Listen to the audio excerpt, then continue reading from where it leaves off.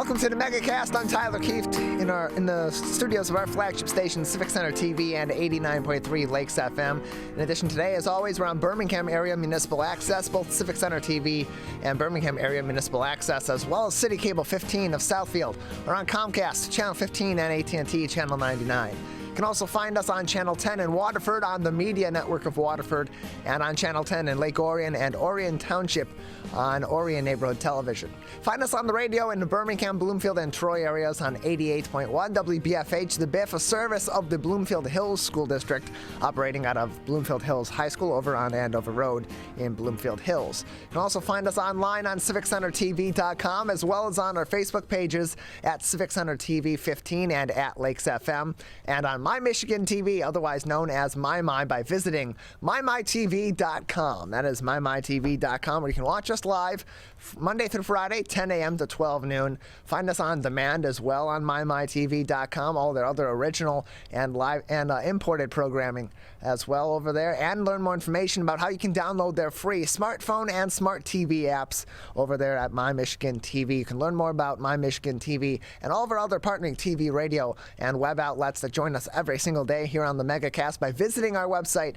at CivicCenterTV.com/Megacast, where you'll also find links to all of our full shows and every individual interview on demand as well. CivicCenterTV.com/Megacast.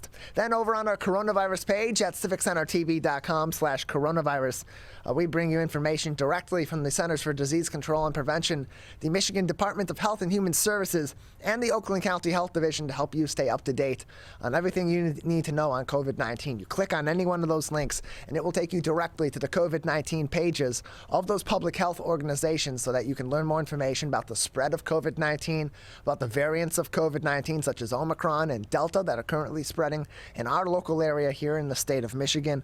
Learn more about precautionary tactics that you can employ in your life, at home, at work, out in public, to prevent the spread of COVID-19 to yourselves and your family or to others in the community as well, and learn more information about vaccines, booster shots, and sign up for appointments for any and all of those as well from any of those resources at the top of the page at CivicCenterTV.com/coronavirus, where we also, just below all of that information, post articles that we link to articles from many different journalistic outlets all across the state of Michigan every single day. We scour a bunch of different outlets before each of our live shows, pick a few articles that are most important and most pressing information for Michiganders every day, and link those articles on our website so that you can go and view them from these great journalistic outlets. Subscribe to those journalistic outlets as well, especially those newspapers that at this point in time are really reliant on those subscriptions. And so if you have the means to do so, we highly encourage you to support local journalism by subscribing to these publications. We also will summarize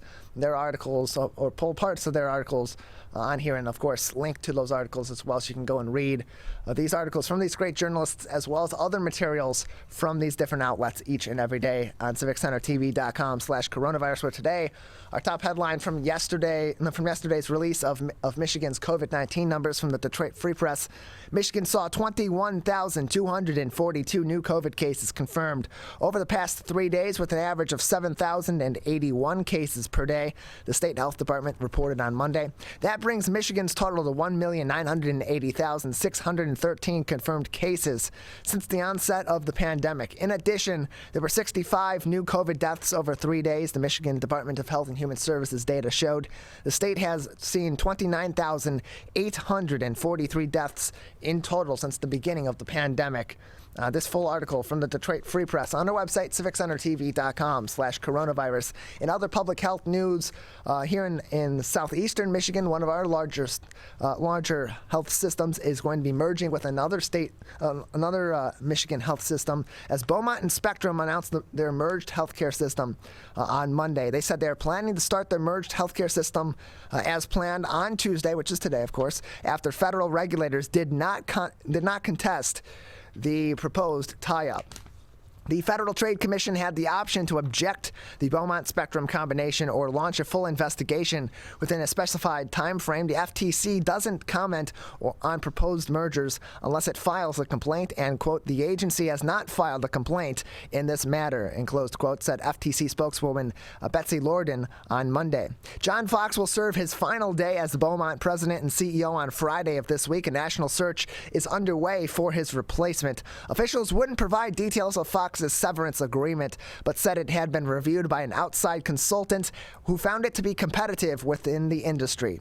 The temporarily named BHSH system is expected to have a combined 22 hospitals, 305 outpatient locations, and 64,000 employees, according to the health systems. Beaumont has 8 hospitals and 33,000 employees in Metro Detroit, with Spectrum dominating the West Michigan market with 14 hospitals and 31,000 workers.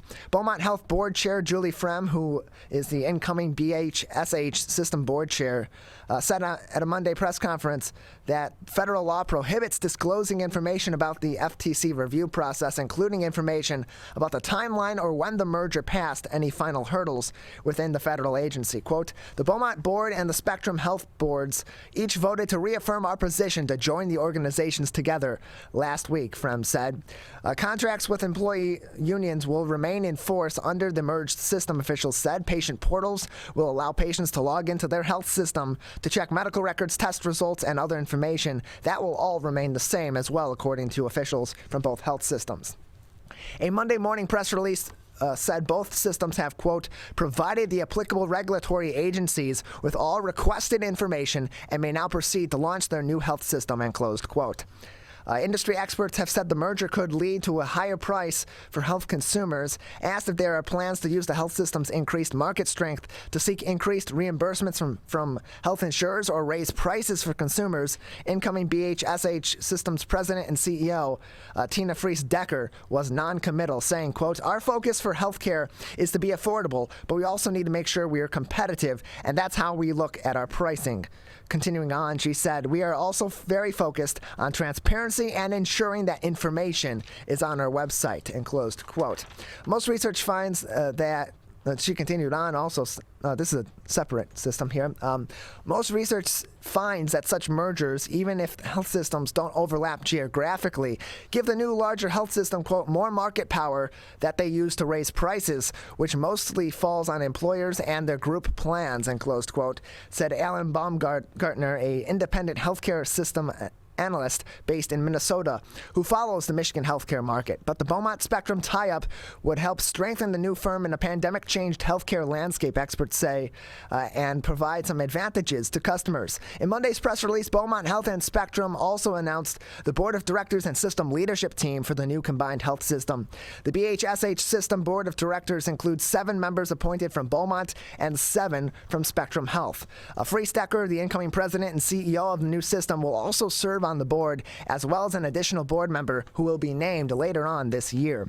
Quote, as we launch our new health system, we have a bold goal to transform health and are thrilled to unite our two great organizations. Together, we will leverage our complementary strengths to innovate and make a positive impact for our communities and our health, end closed quote. Beaumont in May of 2020 ended partnerships with Akron, Ohio-based Summa Health. Beaumont later entered talks with an Illinois and Wisconsin-based system, Advocate Aurora Health, but those talks ended in October of 2020 after a potential delay was widely contested by a broad coalition of physicians, nurses, hospital staff, community members, and lawmakers. A tie-up with the Advocate Aurora Health system based in Milwaukee and Downers Grove, Illinois, would have made the nonprofit Beaumont Health part of a 28-hospital health system across Wisconsin, Illinois, and Michigan. Critics argued that merger would have resulted in a loss of local control over the health system. In this case, Beaumont and Spectrum Health still going to have that local control as it will combine 2 powerful health systems, one from southeastern Michigan and one from the west side of the state. That full article from our friends at the Detroit News with supporting materials as well and additional information as well as updates from the Detroit News and Karen Buford, who wrote that article, will be are linked on our website,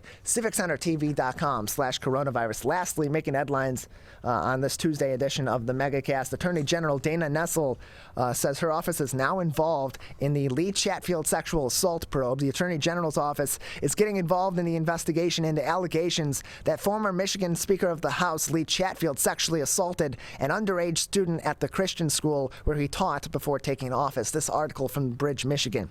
A spokesperson for the Attorney General confirmed the office's involvement with the state in a statement to Bridge, Michigan on Monday afternoon. That statement read, quote, "The department is assisting with the Michigan State Police as it continues its investigation," said Lindsay McComal. McComal declined to comment any further, citing an open investigation. The investigation stems from allegations by Chatfield's sister-in-law, Rebecca Chatfield, who told Bridge and police in December that the former House Speaker groomed and then repeatedly sexually assaulted her, beginning when he was a teacher and she was a 15 or 16-year-old student at the Northern Michigan Christian Academy, a Burt Lake school founded by Lee Chatfield's father, Rusty Chatfield.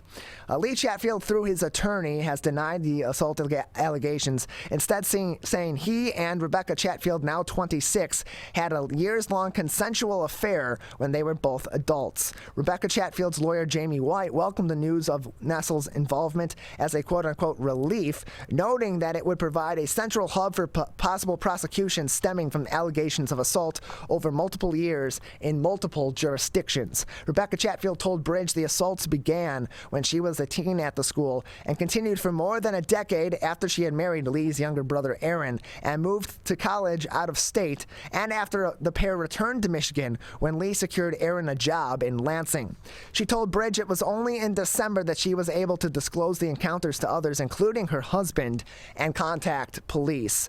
White said Nessel's involvement also will guard against, quote, potential conflicts of interest, enclosed quote, by local officials in northern Michigan, noting that Emmett County prosecutor chose not to pursue criminal charges after Lee Chatfield brought a loaded handgun through security at the Pellston Airport in 2018. Quote, I've heard multiple reports and concerns that there could be some lack of fair, objective decision-making, and close quote, White said, continuing, quote, if I get on a plane with a loaded gun, I'm going to prison for 2 years, no questions asked, and closed quote.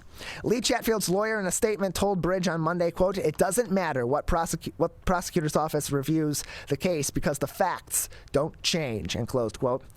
Continuing on, quote, Rebecca Chatfield's stated goals for 2022 included to become a millionaire, write a book, and host a podcast. She has visions of herself on a stage, and she has even created a hashtag to promote herself and her self-described brand, said lawyer Mary Chartier. Quote, we're confident that any prosecutor who reviews the false allegations will see through them and reach the right result, end closed quote.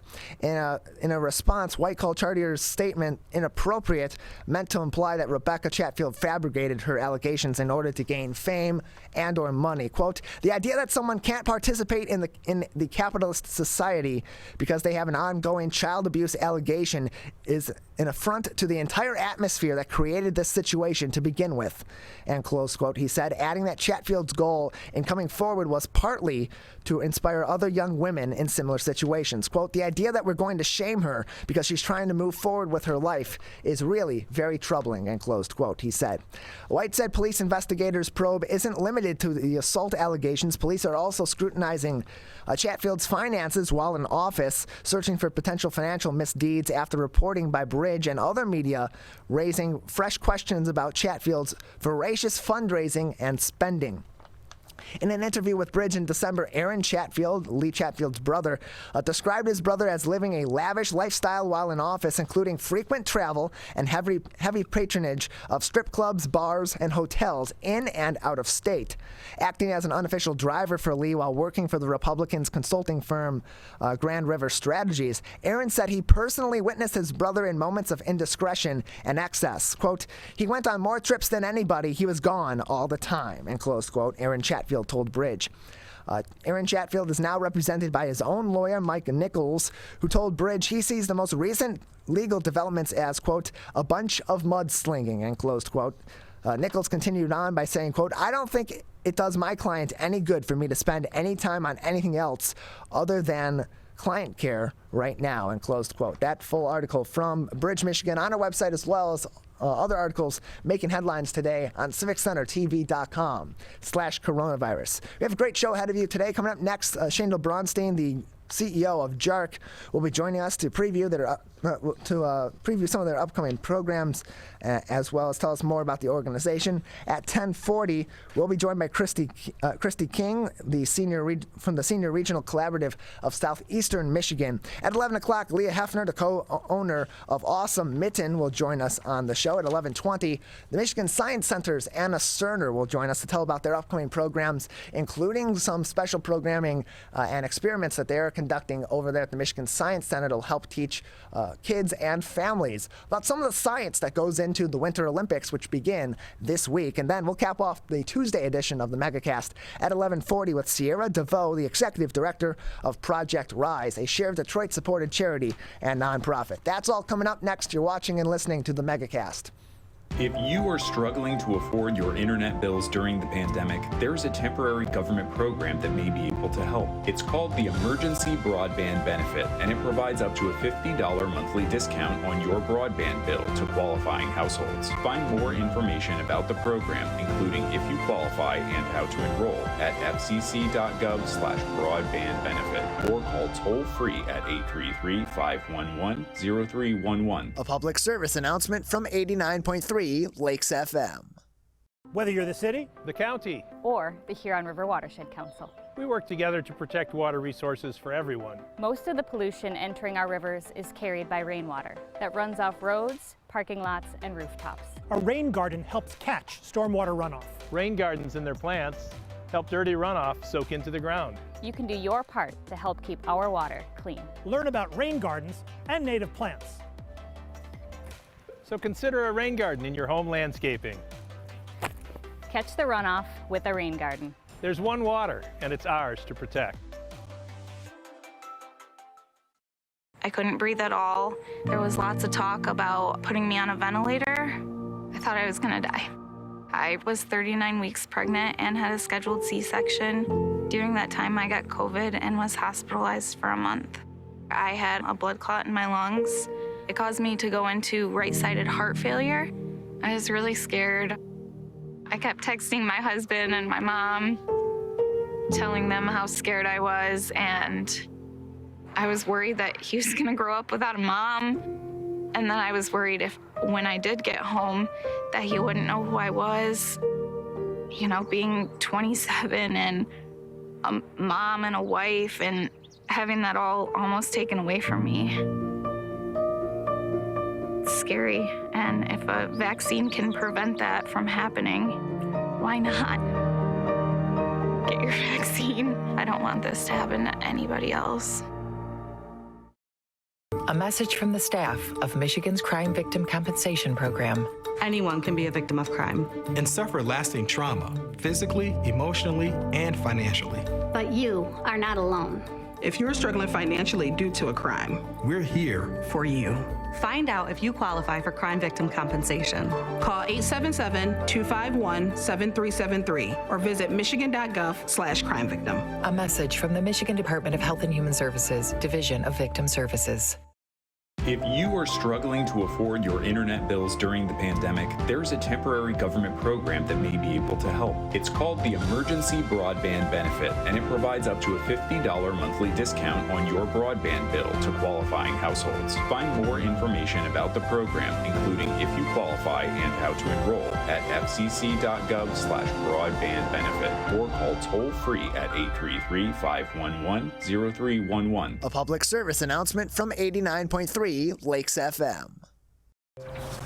You see certain things get reincarnated in your children. My daughter is very much inspired by my wife's artistic pursuits. So my daughter started making necklaces. She makes what we call affirmation fashion. I tell her every day that your black is beautiful. Your black is beautiful. Your black is beautiful. And if there's anything better than being beautiful, it's being smart. And if there's anything better than being smart, it's being kind. And reaffirming that every day is our method of making sure her chin never drops. My dad wasn't around, and I remember riding a bike and falling off and cutting myself, and me never just wanted to get back on it. People ask, how your children learn how to ride a bike, and you didn't. I didn't teach them. I just created an environment where they taught themselves, and all I had to do was be there.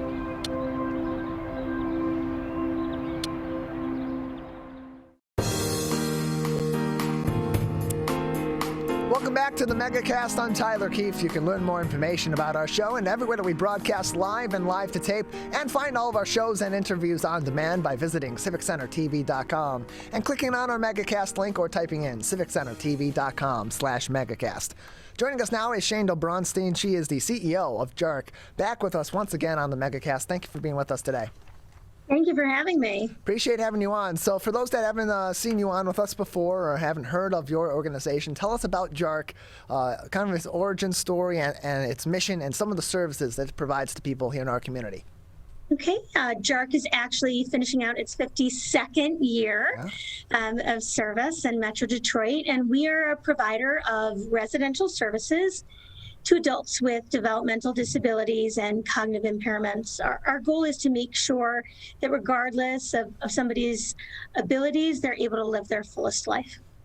And so, how did you come to work for JARC, and what do you, from your experience as the CEO of this organization, believe is the greatest impact this organization makes on the lives of those that have these developmental disabilities and are needing to navigate what can often be a very difficult situation, trying to navigate living a regular life like you and I may live, albeit while also tackling an ongoing battle with the developmental disability that they have?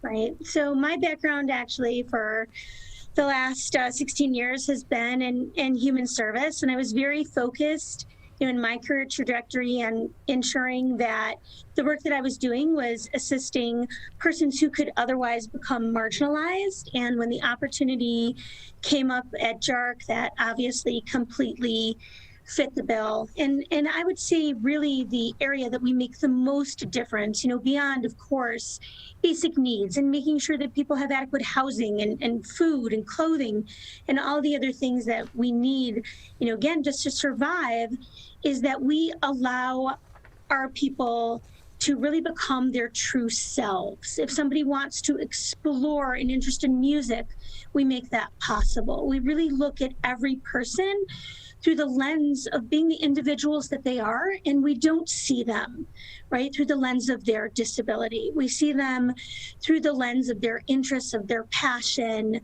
of their desires to be part of community and to make a difference. So I think that's really, again, where we make our mark.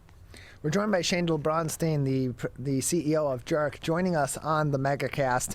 And so you mentioned that the services that are being provided are helping to aid these individuals with developmental disabilities or impairments that may make everyday life and everyday things that we do or need to do in order to maintain our life much more difficult because of their situation. What are some of those services that are provided to help bridge those gaps by your organization, and how many people at this time are you serving? Right, so we're serving about 135 individuals right now, and our settings range from small residences of 2 people up to 6-bedroom licensed adult foster care homes. And one of the things that we're doing, and we actually just received some funding from it, from the Donald Master Simon Foundation, which we learned during the time of COVID, when obviously so many things were shut down, for our people too, in order to keep them safe. They were really housebound. Going on right close to 2 years now, that so many activities are simply not available because of safety issues. Obviously, a number of our people have underlying health conditions that, make it very scary for them, again, to have COVID. And even with vaccinations, with recent surges, we've sort of had this push-pull. So one of the things that we noticed was that we really needed to find individualized activities that would allow people to pursue their interests, even if they weren't able to get out of the house, right? And go to supported employment, attend workshops, attend social programs that we normally would be out in the community attending.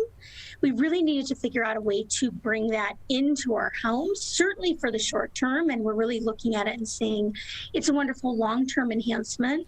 So we now employ a recreation therapist who is working sometimes, again, one-on-one with one of our persons who may, again, be suffering, potentially from depression around isolation or anxiety around the pandemic and all those fears that we're all experiencing. And music, right, may be respite for them, or art, again, or card games, or organizing collections, really identifying what are the activities that this person is interested in and what can we do to help them build their skills and to, again, help keep spirits up and develop talents and experience joy. And we're doing that both in one-on-one settings, again, as well as within groups, within our homes, people who are living together. And so we're joined by Shaindle Braunstein, the CEO of JARC, on the Megacast. And just earlier this month, now it's February, so late last month, JARC received a $25,000 grant from the Donald R. and Esther Simon Foundation to support new therapeutic programs, particularly aimed at combating some of that isolation and depression that you talked about. That's commonplace with a lot of people with or without developmental disabilities, but can be especially important for maintaining some of that progress that these programs have provided over the long term and over the short term for these individuals that you serve as well. Can you tell us about the therapeutic program that this funding has been able to provide greater access to, and how difficult it would be without this kind of funding from these generous donors to be able to provide these programs to these individuals and continue that progress despite the challenges of this ongoing pandemic? Yeah, absolutely. So, and you touched on it, right? This pandemic has been challenging for all of us, and we're all experiencing, right, this loneliness that, again, just seems to be going on and on and on. And many of us are able, right, to get on Zoom, right, to get on FaceTime, to use technology to engage with others. You can imagine if you were a person who, potentially does not communicate verbally, you have other forms of communication, and you're not comfortable with technology, what that isolation could do to you and really be compounded. So again, our program is allowing us to marry some of the online activities that we've undertaken, really, again, going on 2 years, with that personal one-on-one for people who need the human interaction, and the activities are very much person-centered. So again, if this is somebody who really needs to make sure that they're maintaining, again, their stability of balance, it may be playing a dancing game. If this is someone, again, who needs to make sure, right, that they're continuing, to use their hands for small movements, we might use musical instruments, right? We may use art. So it can really be anything, again, that is going to help that person to keep their skills sharp and also really allow them that human touch. We have a young man who we serve, and something that we discovered through this process, and this is someone who's been with us for a few years, and again was attending a workshop during the day. And this young man had a vocabulary that we thought was about 50 words. And something that was discovered through this process, again, of our recreation therapist working with him around his interest, he started to name animals. And she discovered that he wanted to tell her about his day at the zoo. And through this process, again, of interacting around this with some of the flashcards, again, and animal names, we discovered actually that his vocabulary, was 250 words and growing. We hadn't yet figured out the right way to hear him, right, to truly understand what he was trying to tell us. So you can imagine, again, beyond just the maintenance, it's really gratifying to see some of these leaps that our people are making, even though we're in less than ideal conditions right now. We're joined by Shaindle Braunstein, the CEO of JARC, joining us on the Megacast. You can learn more information about the organization by visiting JARC.org. That is JARC or JARC.org to learn more information. And so, I mean, these programs, just that one success story, really shows how much these programs, these specific programs, these therapeutic programs, just how much of a benefit they can have in the lives of those that do have developmental disabilities or impairments. And so going back to just the general services that are provided by JARC, the primary funding source for long-term support for people with disabilities tends to be Medicaid, and that generally can cover about 80% of the basic necessities of their life, or 80% of total money that's needed for them to really live as normal of a life as possible. And that other 20% can be really difficult for them to obtain for a number of different reasons outside of the fact that they're dealing with a developmental disability or disorder. And so how does your organization, on top of these kinds of programs that are very specialized and are often specially funded, like they have been from this $25,000 grant, how do you help to bridge that gap with them? And just how important is community funding to providing the opportunities for you to bridge those gaps with as many people as possible? Right. So community funding is huge. I mean, you said it. We tell people all the time, nobody wants to live an 80% life. And again, we're incredibly grateful and fortunate to be the beneficiaries, right, of the funding that comes through the Medicaid line. And that provides critical services to our folks. But the extra things, right, birthday parties and get-togethers and barbecues, or again, the activities that we just talked about that really provide quality of life, those come from our philanthropic efforts. And again, there are foundations within the community that we reach out to that support us, many individuals who make contributions. We do host a large event each year, again, and 100% of the proceeds go, to fund these sorts of things. So we really look at it and say, the community are our partners in making this happen. The beautiful thing being that we really have an opportunity to take, again, that funding we're receiving for basic needs and leverage it against philanthropic dollars and really create something spectacular. We have people that we've served for their entire adult lives who have had, opportunities, again, to engage in music and go on vacation and take art classes and have friends and have parties and all of those wonderful memories that we all want. And that has really been because of the generosity of our community in making that happen.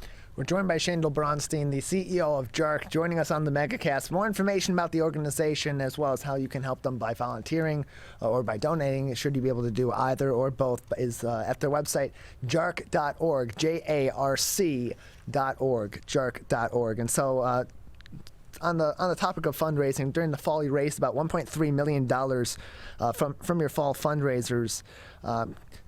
Give us some insight on just how far that kind of money goes, because $1.3 million is a lot of money. It is a large sum of money, but for the care that you're providing, for the services that you're providing, and on top of that, the number of people that you're providing those services to, I would imagine that as much money as $1.3 million is, it can only go so far to helping so many people. Just how far does that kind of funding go, and how does that inform the necessity and the efforts that are put into fundraising all throughout the year? Right. So again, it is a tremendous amount of money. And when you look at it, though, right across that number of people, that funding makes sure, critically important, that all of our homes have a designated van that makes sure that people can not only get to their medical appointments, which would be essential, but people can get to their leisure choices, to be places where they want to be, that all, again, of those vans are equipped with appropriate wheelchair slots and lifts, again, making sure that regardless of your ability or disability, you're able to come and go as you want. So again, it's hugely important.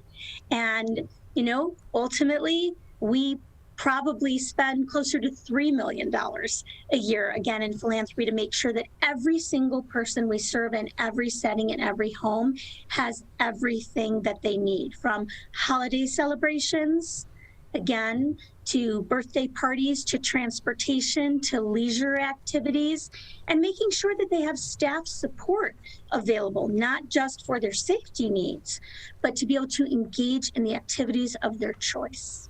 Yeah, and if you think about the numbers, I mean, I just ran a very quick calculation. You said you have about 100 clients, a little over 100 clients that you're serving at any given time at this point in time. And so $1.3 million, you divide that by 100 clients, it's $130,000 divided by 12 months of the year. That's roughly $11,000 per month for each of these individuals for these programs. That includes all these additional programs, as you said, the transportation, the staffing, on top of fulfilling that extra 20% that Medicaid funding may not be able to cover. So if you really break it down, it really goes to show that yes, your organization is during these fall fundraisers pulled in a lot of money, but at the same time, that is only going so far. And if you think about the programs that are going into what you provide in your services to your clients, that just shows how critical funding is for organizations like yours and for other organizations as well that may also be bringing in similar funding in any given season,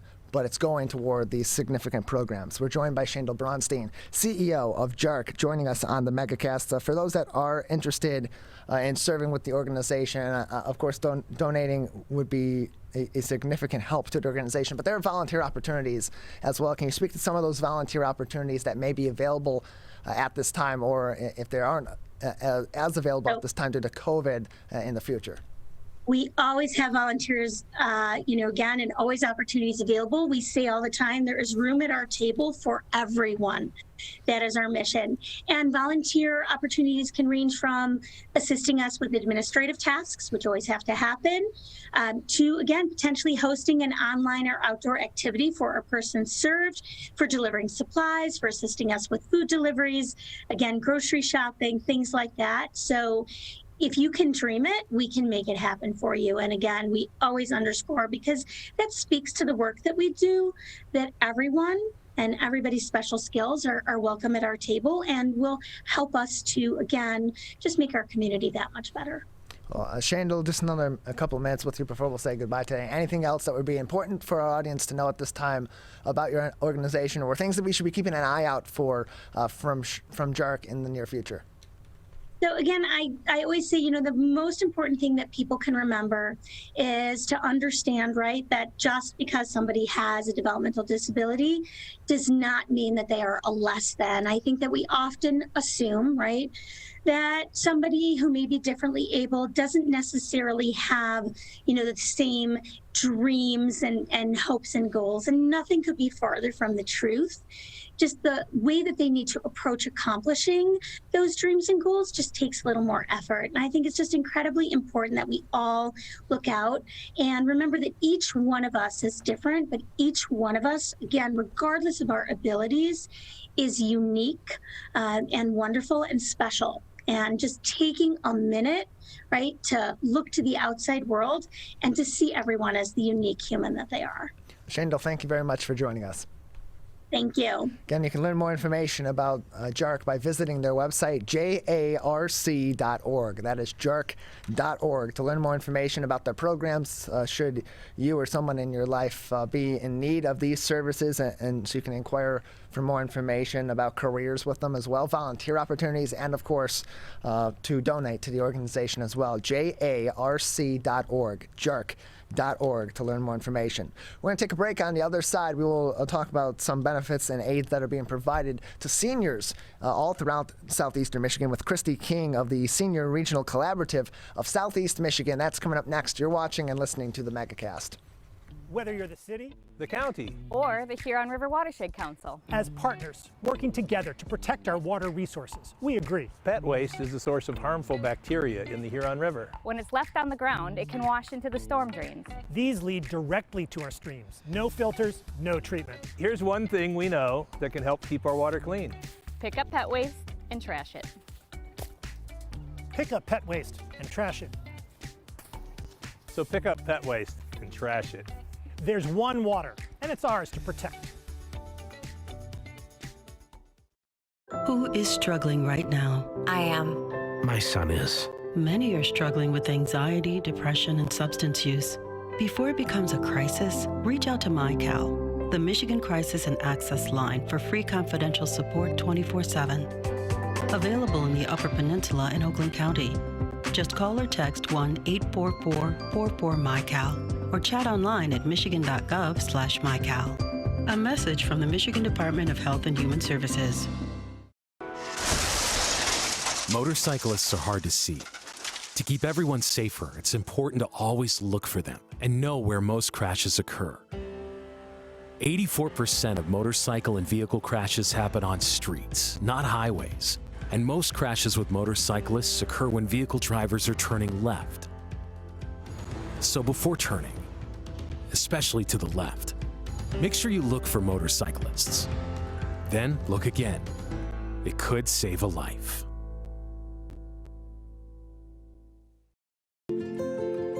To Sophia and Gabriel. Even though these old knees can't follow on your adventure to the forest today, these flowers represent my love. These stitches and threads join us together. And wherever you see a flower, a bird, a beautiful tree, know that my love is with you. Make the forest part of your story at a park near you. Find one at discovertheforest.org.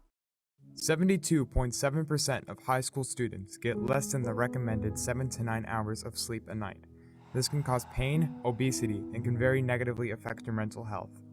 When you have a consistent 7 to 9 hours of sleep every day, you get sick less often, lose more weight, and have better relationships with those around you. For more information about the dangers of sleep deprivation, go to sleepfoundation.org.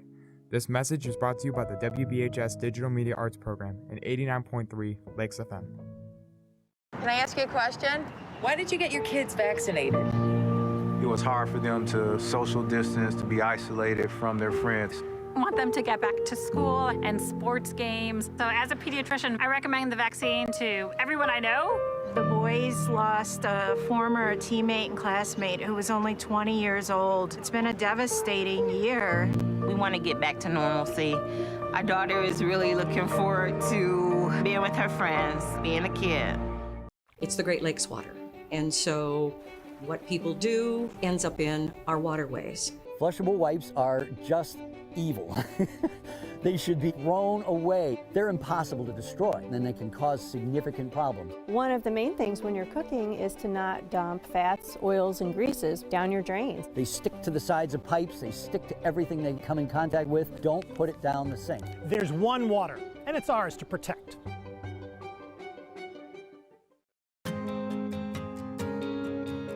When times get dark, we can't see the help that's all around us. When you don't know where to turn, let 211 be your guiding light.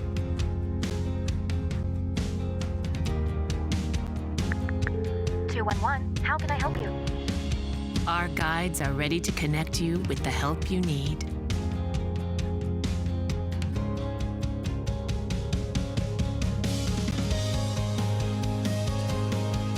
For help with food, healthcare, mental health, and other resources. Call 211 or visit 211.org. 211. Get connected, get help.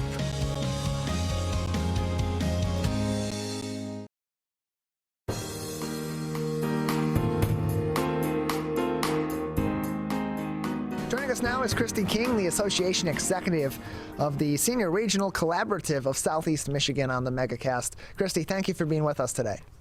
Thank you for having me. I'm so excited. Appreciate having you on and glad to have you here. Tell us a little bit about the Senior Regional Collaborative of Southeast Michigan and some of its goals and the ways that it helps to serve our aging community here in Southeast Michigan. Absolutely. So the Senior Regional Collaborative, that's more our affectionate name. We are the Southeast Michigan Senior Regional Collaborative, often just known as the SRC. We've been around since 2008. We were established to address the ever-growing needs of the aging population, understanding that here in Michigan, over 26% of the population are older adults, and even to think on a broader basis that in the country itself, Michigan stands 14 with older adults over the age of 65. And so knowing that a group of nonprofit organizations came together in 2008 to really look at and to begin to think think about what are the needs as we continue to grow forward.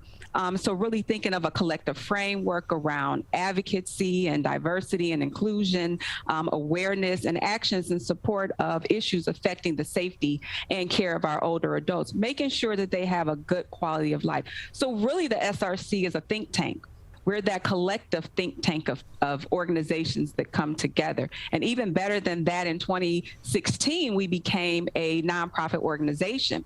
And so we serve as a nonprofit association. We have government entities, as well as our nonprofits, as well as volunteers that come in to support the initiatives of the SRC, which can be from leadership and training development, providing a huge amount of networking opportunities, resources, which has meant for us to write grants together, provide funding, other tangible opportunities where we've provided tablets to some of the organizations for some of their participants that actually come into their own programs.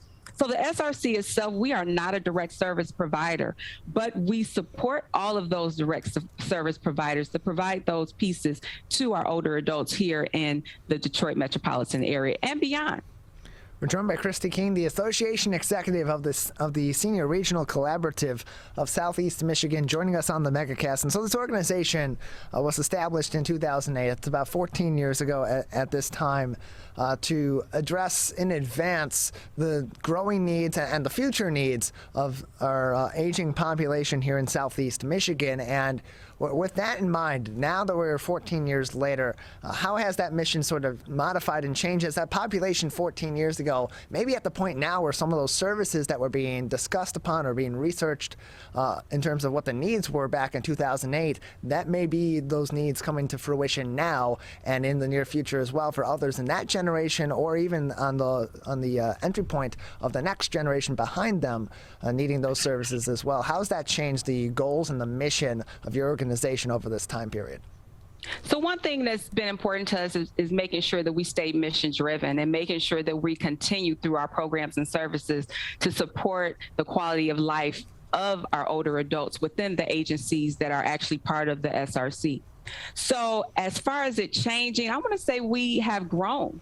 We've grown and really looked more deeply at what needs to be offered, figured out better ways for ourselves to come together so that these aging service providers, so that they are not working in silos, but they figured out how to work even better collectively together to really think about some integrated care systems. How do we work collectively to make sure that we're talking to one another? And so we're working on larger projects with entities such as the United Way of Southeast Michigan, and even with the University of Michigan, JARC, doing some things that really look at a global basis around the social determinants of health. How do we best serve? What are the needs? How do we make sure that the older adults are being self-sufficient? So we have tools in place. One of our big tools is our Quality Aging Matrix, which is a tool that really looks at self-sufficiency really within our older adult population. We know that our older adults, they may not be self-sufficient. It's going to look different. But what we want to make sure is that they are able to have a good quality of life. What does that mean for them? And so this tool allows providers to look at certain categories such as physical activity or nutrition and things of the caregiving services, things of the sort, and really monitor and provide some hot spots for providers to say, we need to focus on nutrition or we need to focus on caregiving services, and really monitor that senior along the way. So that's just one way that we've grown over the years, in addition to really making sure that we're supporting supporting those aging service providers professionally. So providing professional development opportunities for their staff as well. We know a lot of entities may not be able to send their whole staff to a conference to learn some things. So that's what we do here through our Leadership and Training Institute as well. So we've been able to grow that portion of what we've done as well. We started out kind of small back in 2008 as far as just providing direct leadership training. We've been able to grow that, especially through COVID, into a virtual platform that we've provided last year. I believe we provided 30 or more workshops and webinars to the community at large. So professional development, caregivers, as well as older adults in the community. We're joined by Christy King, the Association Executive of the Senior Regional Collaborative of Southeast Michigan, joining us on the Megacast. You can learn more information about the organization by visiting semisrc.org, semisrc.org for more information. And so what's one of the more critical elements of caring for our older population, for individuals and for families, is preparing for when those decisions may need to be made about our elder individuals, may need to be transitioned to either being between the individual themselves and a member of their family, or be transitioned entirely to somebody else in their family that's better equipped mentally and emotionally to make those decisions that sometimes can be very difficult. And to help bridge that gap, your organization's begun a new program called Elder Caring Coordination Program. Can you tell us about that program, kind of the purpose behind it, and some of the ways that it helps these families navigate these really tricky waters? So absolutely. So we've been working, we were actually funded through the Michigan Health Endowment Fund to begin this pilot project around elder care. It's actually called Elder Caring Coordination. And we're working with the developers through the Association of Conflict Resolution. And what it is an alternative dispute resolution process for those high conflict families. And so those families that constantly may come back in front of judges to deal with the care and the safety of that older adult. And so elder caring coordination is really a process. Our coordinators, the elder caring coordinator, or we call them ECs, actually work with a family up to 2 years to really work through those pieces that have been difficult, those pieces that some families may be holding on to, just that conflict that really interferes with the overall health care and health and safety of that older adult that's involved. And so that elder caring coordinator really works to improve the communication among the family, manage all of those high conflict issues that pop up so that they're not going back to court, but that they develop those techniques and those skills within each other, within that family basis, that will work to help resolve some of the issues. It also supports the aging person's self-determination. Oftentimes, because an older adult maybe felt that maybe they just can't do anything themselves, they often still have a voice. They also understand what's going on, and they experience that conflict that's felt within the conflict that's felt within the family. They experience that internally, which can also be critical to their health care. It promotes that long-term safety, because that elder caring coordinator is there to monitor any at-risk situations and help make recommendations to that family. And it promotes really a support system for that aging individual, as well as the family. So the family has someone to call. The older adult has someone to call, that third person that's there. And so we've really, we're excited. We've really been in the community over the past year, virtually, of course, organizing and educating about elder caring coordination, working with judges, working with attorneys, persons from Michigan Department of Health and Human Services, Neighborhood Legal Services, Lakeshore Legal, other entities throughout the dispute resolution centers as well. So those entities that may deal with elder care, elder mediation, those legal pieces, this is another part to help refer, so that it really releases and allows a family to be a family, to get rid of some of that conflict that's often felt and refocus on the senior at hand. We're joined by Christy King, Association Executive of the Senior Regional Collaborative of Southeast Michigan, joining us on the Megacast. You can learn more information by visiting their website at semisrc.org. And so if people want to find more information on the Elder Caring Coordinators Program, or want to sign up either themselves or on behalf of a family member to help mediate these situations, how can they go about doing so to get help from what can be a very helpful service that your organization helps to guide? Definitely a helpful service. And once again, we're very excited to be bringing this to the state of Michigan. We're actually 12th in the country to actually be bringing this. So this project developed out of Florida. And so right now they can look on our website, which you just gave, semisrc.org. There is a link under initiatives where they can see it'll say Elder Caring Coordination, and they can simply send us an email there, or they can contact us at 888-341-8593 to find out more information and to become involved in this project, because we still need community involvement. And again, that phone number for those of you interested is 1-888-341-8593, 1-888-341-8593. Christy, your organization has also a lot of great events and other programs that are occurring throughout the year. What's coming up here in 2022 as we continue on out of the first month of the year and into the second month and ongoing? Absolutely. We'll be rounding out the month of January with Medicare 101. So that will be on Monday, and that is from 12 to 1:30. So really giving people an opportunity to learn more about Medicare, Medicare Advantage, and how to apply those to situations where they're older adult. We also have a workshop coming up in February. We have a series entitled Practical Approaches to Dementia, and that'll be February 3rd, February 10th, and February 12th at 12 noon. And so that is a series. Maybe you can't join us for all three, but feel free to drop in to any one of those. We also are preparing for our exciting Money Smart event, which will take place on April 20th from 10 to 12, providing a lot of financial literacy resources to the community at large. We're actually going to do this event a little bit different this year. We usually do it one day. We are actually going to do it throughout the month of April. And so please go to our website and find out more information. We'll be finishing the year out in our last quarter with a conference this year. We haven't done a conference in a while, and so we are excited to be able to provide this opportunity for the community at large. We are partnering with Urban Aging News, in addition to Bridging Communities and Neighborhood Legal Services, to bring this conference in November of this year. And so if anyone wants information, as you've mentioned, you can go to our website. You simply click a link and you will be connected to all of these workshops and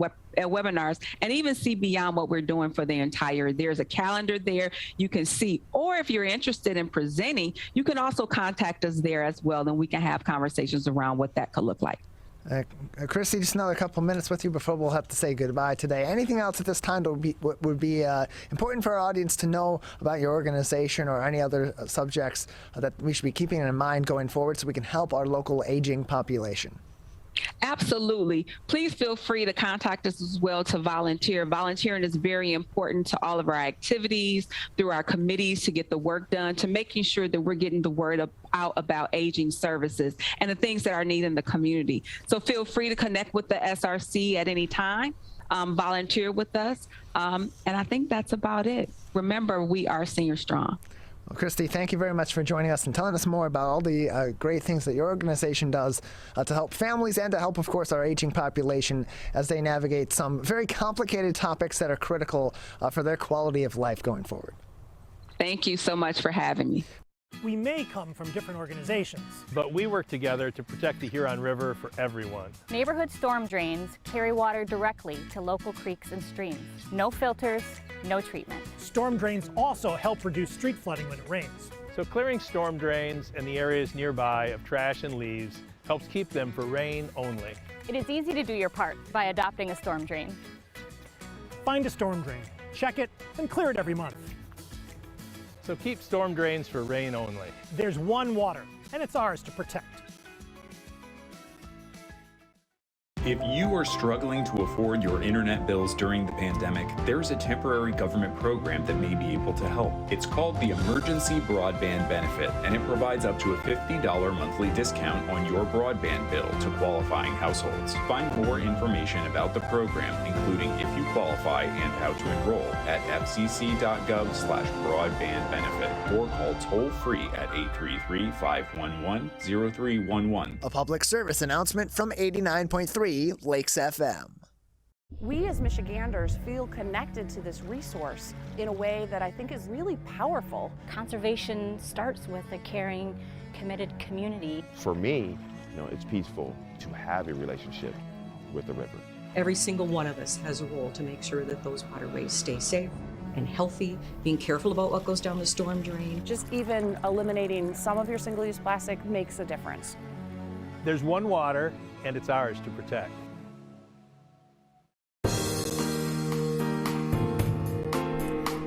Welcome back to the Megacast. I'm Tyler Keefe. You can learn more information about everywhere that we broadcast, including our radio homes for the show, 89.3 WBLD Orchard Lake and 88.1 WBFH Bloomfield Hills, by visiting our website at civiccentertv.com/Megacast.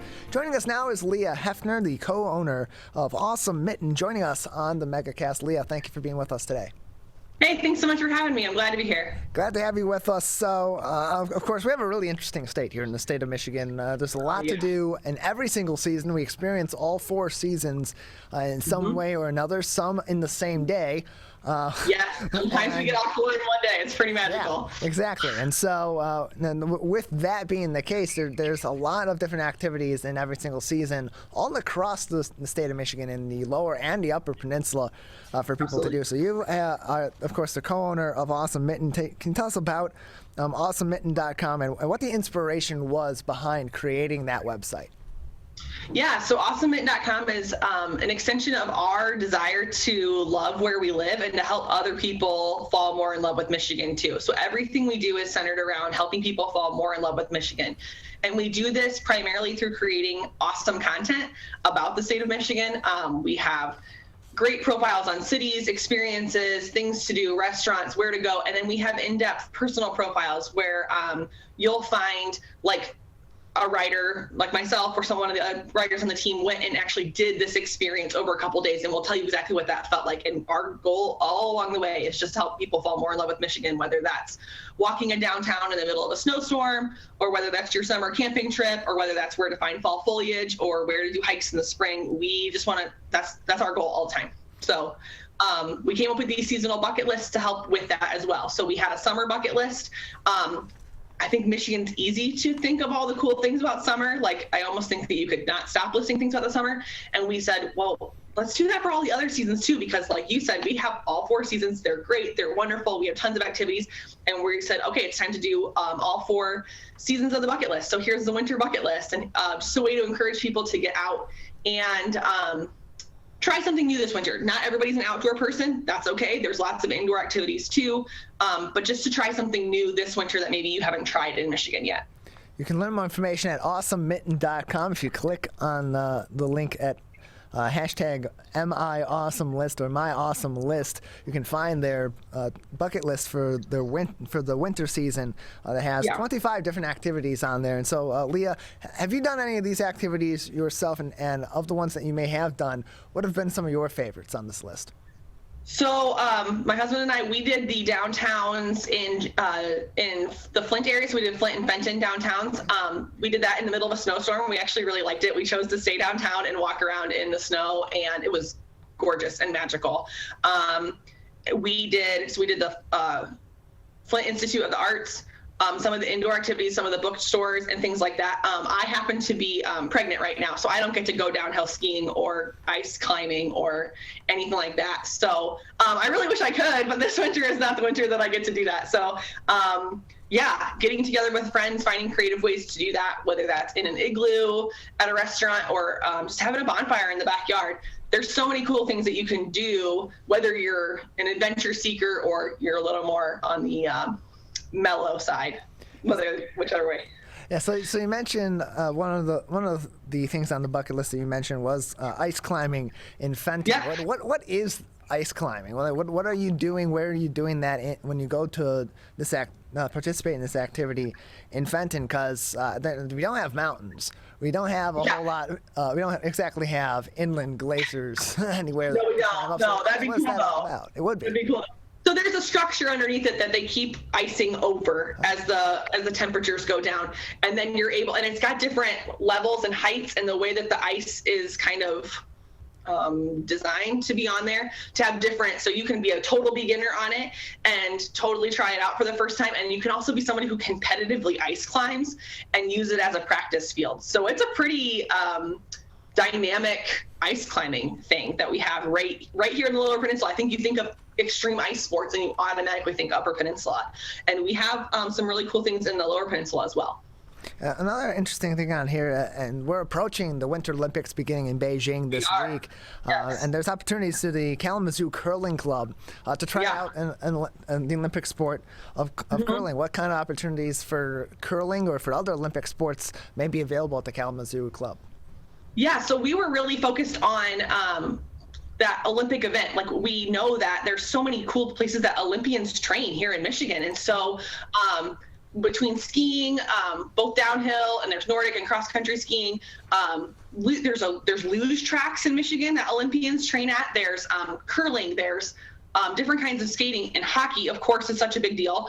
My son's playing his first season of hockey, so I'm getting to learn all about that firsthand. So yeah, there's so many Olympic sports. So I know, like, I don't know if you guys prep for Olympic watching. We do. So we watch like Cool Runnings, we watch Miracle, we watch those other great Olympic movies. And then my kids are like, let's go do one. And I'm like, cool, that's awesome. Look at all these cool things that we can do right here where we live. So it's really awesome to get to do those things. Yeah. We're joined by Leah Heffner, co-owner of AwesomeMitten.com. Of course, go to their website to learn more information, to view their seasonal guides for all 4 seasons here in Michigan, as well as for different regions of the state, and view their winter bucket list at hashtag MyAwesomeList. You can visit the website, go directly to that list, AwesomeMitten.com/MyAwesomeList. That's M-I Awesome List. And so another thing on this list is the Even Caves. Where is Even Junction? And then talk to us about the ice caves and some of the activities that are available for Michiganders to experience at the Even Ice Caves.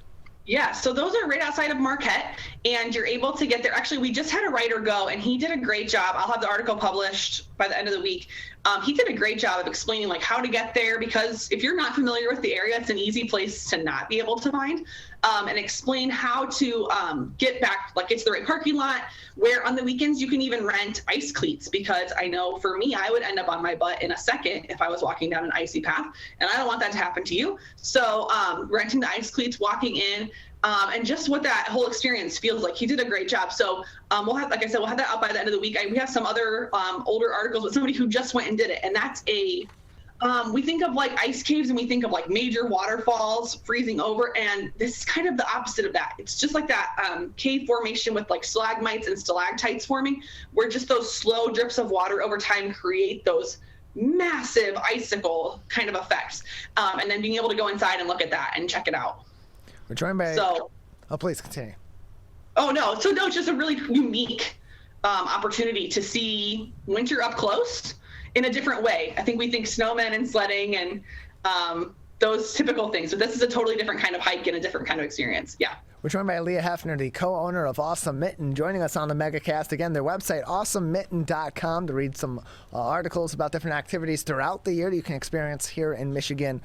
Gift idea guides, other guides for activities in all 4 seasons and all different regions of the state, and of course their seasonal bucket lists, including their winter bucket list, by visiting the website AwesomeMitten.com. And so, Leah, despite all the great outdoor activities and the winter and cold activities that are available on this bucket list, there's also some great indoor activities for those that would like to limit their time out in the cold, or would prefer to experience some fun activities throughout the state but do so indoors. What are some of your particular favorites or your suggested experiences on this bucket list for people to experience indoors in Michigan this winter? Yeah, so I totally get it.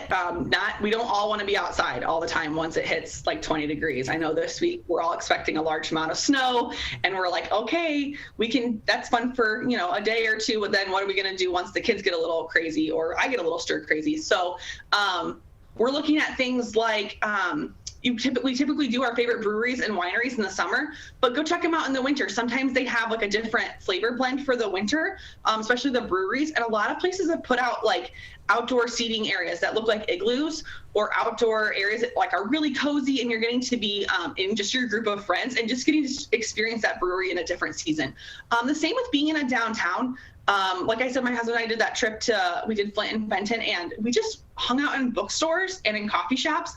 And it was so cool to just get to see the downtown lit up in a different way.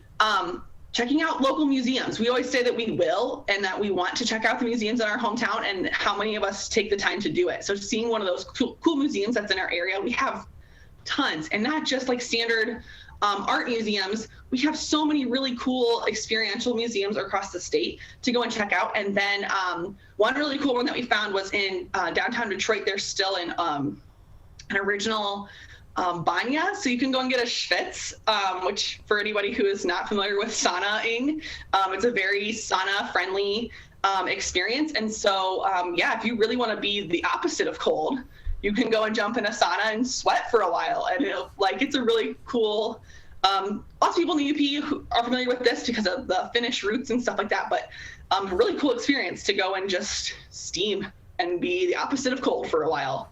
And there are also a lot of great winter markets as well. People love the farmers markets in the spring and the summer and the fall here in Michigan. But the winter markets, there also are several of them all throughout the state. Can you tell us about where some of these locations are and some of the more interesting winter markets that people may be interested in joining, whatever region they may be in here in Michigan? Yeah, absolutely. So we had the pleasure. There's just so many, like you said, there's so many great markets that are happening. I think we forget about them in the winter. I would check your local farmers market and see if it's open in the winter. The hours may have changed. Maybe in our town, the location changes for the winter. They move it inside, which I think is kind of them, especially to the farmers who sit out there, all day. But there's other really cool markets around. Sometimes do specific winter markets. We have articles on that on my awesome list. I'm actually going through it right now to make sure that I hit the right ones. Yeah, there's just really, there's so many, and often with the winter festivals too. So like Grand Rapids has a big winter festival, Frankenmuth has a big winter festival. Several of the cities have big winter festivals. Those winter markets tend to pop up with those festivals as well. So then you can get a 2-for-1. You can experience a cool winter festival as well as a market experience as well. We're joined by Leah Heffner, co-owner of Awesome Mitten, joining us on the Megacast. You can learn more information, view their website, find their winter bucket list by visiting their website at awesomemitten.com. That is awesomemitten.com. And yeah, there's so many great activities on your winter bucket list, a total of 25 on that list. And of course, there's plenty of more activities beyond those 25 that you can experience this winter. Sure, and it's not meant to be like you have to get all 25 to like win here or something. Like we want you to try something new this winter. So we gave 25 ideas. Most of them are more like 5 ideas in each one, and then go and try something new. It'll be fun. And so for those that want to go expand beyond the bucket list this winter, want to explore some other activities in Michigan or other things that they can do and experience throughout our great state this winter and in other seasons, what are some other resources that are provided to them on your website at awesomemitten.com? Oh my gosh, good question. So we are really into creating content that helps people fall more in love with Michigan. So we have in-depth guides on cities and regions where you can find things to do, where to eat, where to stay, anything that you can think of while you're planning, whether it's a day trip or a week-long vacation there. And then too, we have writers that are going out and actually experiencing those things. So you can get a feel for what it's like. I know it's really helpful to me when I'm planning, like, oh, it's really great that you had all these ideas, but what's it really going to be? What is my family really going to be able to handle in the 5 days that we're in this particular area? So watching somebody else do that, having an in-depth experience of what they liked, what they didn't like, what they did and didn't choose to do while they were there, I find it really helpful. And so we have that for all sorts of places in Michigan. I literally couldn't list them all. And then we have those really cool experiences where you get to follow along with somebody else. And we're doing that for the bucket list as well. So just being able to look and see, oh, I could get that done in a day. And oh, while I'm in that area, I want to try these 6 restaurants. So maybe we'll stay a couple extra days because I found this great place to stay too. And so just expanding what we think of as in the area to do. I think we think of specific spots in Michigan and we think, oh, this is what you do there. We go to Mackinac Island and we do these 5 things, and we go to Sault Ste. Marie and we do these 4 things, and we go to Traverse City and this is what our list looks like. And just seeing a different list, a bigger list, so that we can try some different things while we're in that area. Leah, thank you very much for joining us, telling us more about the great resources available on your website. Anything else for us today that people should know about Awesome Mitten or be looking out for on your website soon? We'll be doing this bucket list again in the spring, summer, and fall. So we are just so sure that Michigan has more hidden gems to mine out that we are doing this in every season. So we'll be doing this again in the spring, summer, and fall, and we'll have even more great stuff to check out as we go. So you can watch for that on Awesome Mitten. It's called My Awesome List in every season, so you'll be able to find it, no problem. Thanks for having me very much. Thanks for being with us. Again, you can find all of those resources, including their seasonal bucket lists, by visiting awesomemitten.com. That is awesomemitten.com. We're going to take a break. On the other side, we'll go from different activities throughout the state of Michigan to learning about science right here in southeastern Michigan with Anna Sterner from the Michigan Science Center. She'll also preview some activities over there that they're doing to help you get ready for the upcoming Olympics as well. That's coming up next. You're watching and listening to the Megacast. Did you know that nearly 3.31 million Americans don't get their annual checkup? Going to the doctor regularly is extremely important and is a crucial factor in maintaining good health. Make sure you are visiting your local doctor often and telling them about any health concerns you have. For more information, contact your local healthcare provider. This message is brought to you by WBHS Digital Media Arts Program and 89.3 Lakes FM.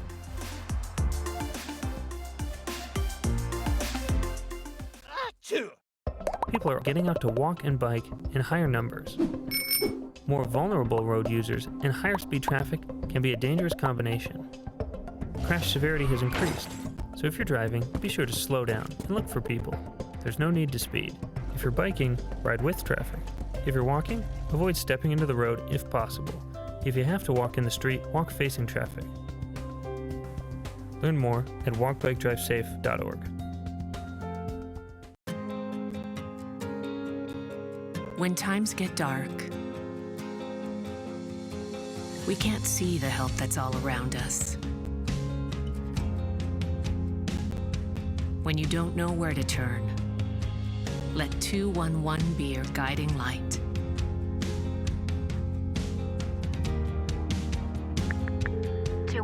How can I help you? Our guides are ready to connect you with the help you need.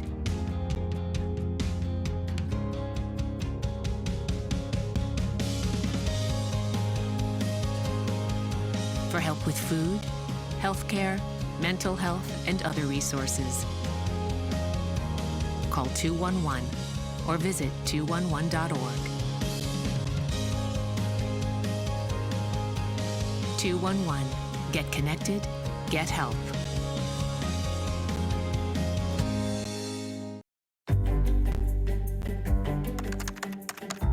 Parents do a lot of worrying.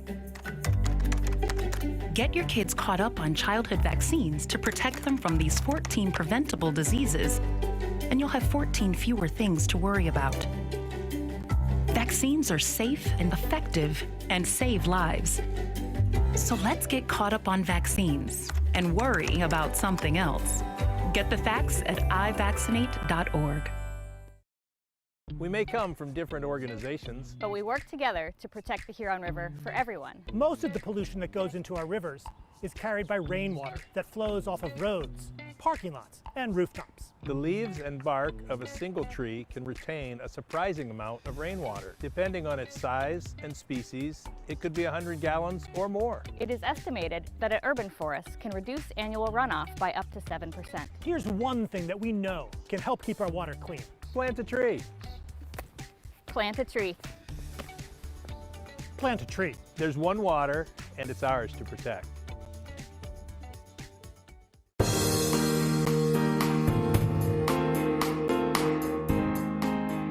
Joining me now is the Director of Programs at the Michigan Science Center, Anna Sterner, back with us once again on the Megacast. Anna, thank you for being with us today. Thanks so much for having me.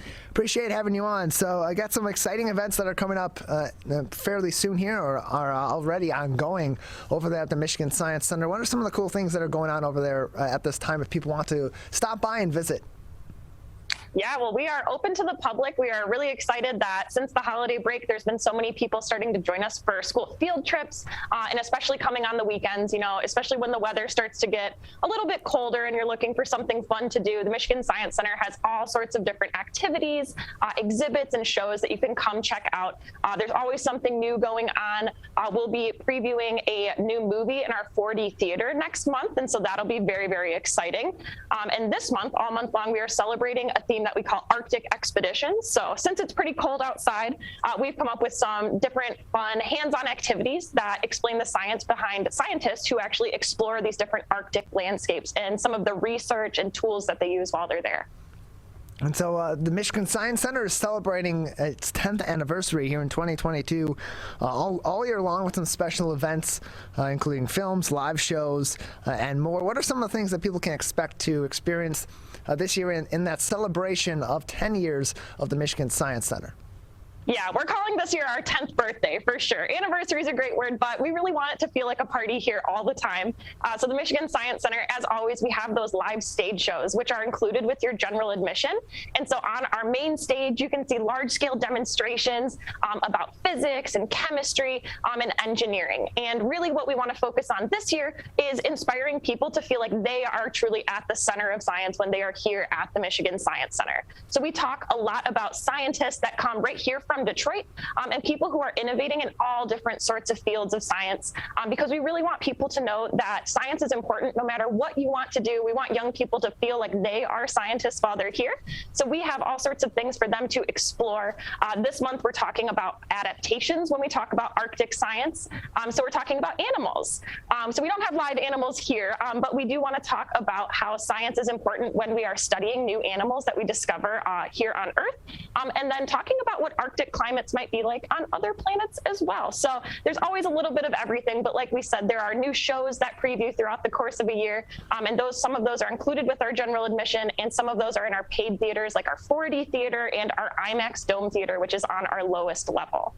So we're joined by Anna Sterner, Director of Programs at the Michigan Science Center, joining us on the Megacast. You can learn more by visiting mi-sci.org or my-sci.org to learn more about all their programs and register for some of these events as well. And so you mentioned some of the theater experiences. Can you tell us a little bit about some of the ongoing theater experiences and what families can expect to learn or at least be entertained by when they visit the Michigan Science Center? Yeah, absolutely. So currently the movie that plays in our 4D theater is called Backyard Wilderness, and it's all about nature and ecology that you can find in your own backyard, even here in Michigan. You don't have to go anywhere fancy to learn about science in your own backyard. But next month the movie is going to be called Volcanoes, and that experience is going to be brought to us by Toyota. But up on our 4th floor is probably the most exciting thing that we have, because it won't be here for much longer, but we have a traveling exhibit that's called Math Alive. So Math Alive is an 8,000 square foot exhibit. It was brought to us by Ford and Exalta, and it's all about how you use math in your day-to-day life.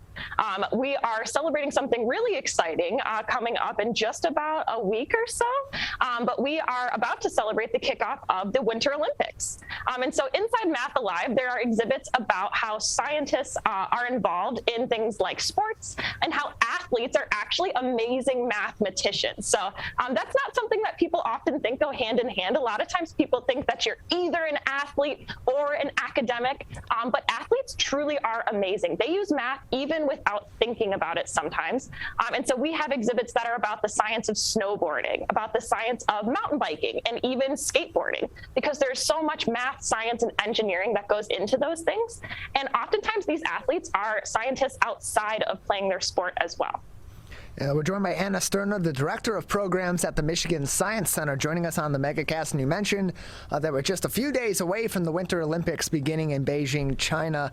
And one of the hallmarks of the Winter Olympics are those ice rink-related events, whether it be men's and women's hockey, figure skating, it's men's, women's hockey, figure skating, there's speed skating. There's a lot of different events that are going to be happening on the ice at this year's Olympics, as they do at every Winter Olympics. And so you have a demonstration actually for us about the engineering that goes into making and maintaining these ice rinks for the Olympic Games. I do. So last time I came on the show, I think I was here for the Summer Olympics, and I focused a lot on the athletes, about some of the physics behind the amazing physics that really go into being an athlete, especially when it comes to things like gymnastics, people who are physically moving their bodies and kind of utilizing those principles of physics. But this time I thought I would take a little bit of a different spin, because we spend a lot of time thinking about the athletes when we focus on the Olympics, but we oftentimes forget that there is a lot of math, science, and engineering that goes into preparing for the Olympics, especially when it comes to those ice rinks. Now, there are jobs for engineers when it comes to the Olympics as well, which could be a really exciting way to use the things that you learn in school and the things that you're passionate about. But you mentioned that there are ice rinks for speed skating, for hockey, for figure skating. And what's really interesting is that all those ice surfaces are obviously made of ice, but they're actually a little bit different from each other. So ice surfaces vary in thickness and temperature depending on the sport that you play. So figure skaters actually prefer ice that's a little bit softer because they need to land on the surface of it and they don't want to trip and fall. Whereas speed skaters prefer ice that's a lot firmer because they want to fly across the surface and not lose any of their speed while they move. So I brought a demonstration that talks a little bit about the chemistry that goes into these ice rinks because we don't actually make them out of pure water. When they are designing these ice rinks, they actually use something called a brine. So if you've ever seen a Zamboni traveling across the ice rink, maybe here where the Detroit Red Wings play, it's not just water that they pour on the surface. It's actually a mixture of water and salt. So I have a salt here, just regular old table salt, which we might know as sodium chloride.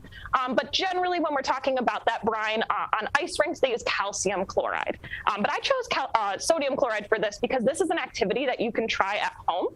And what we're going to do is we're going to talk about the different temperature that comes into play when we use salt water versus fresh water. Now, Tyler, do you know the freezing point of just pure water? Freezing point of pure water, I believe, is that 32 degrees?